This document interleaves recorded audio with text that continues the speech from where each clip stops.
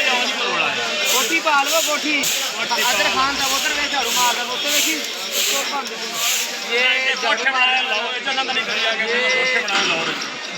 झाड़ू मारने वाला है अपने आप को ठेकेदार झाड़ू मारने वाला नाले ठेकेदार जो मुंडे कह देना उन्होंने कुछ और मार लेता है नहीं एटे जो है ये एटे जो है ही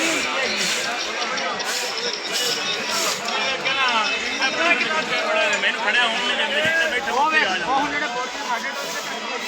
ना डोलता मैं पैर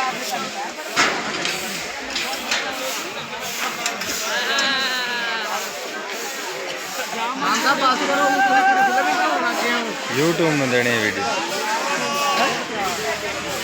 YouTube पे जाड़नी है भाई ला के देगा बे देखे मैं लाउड करके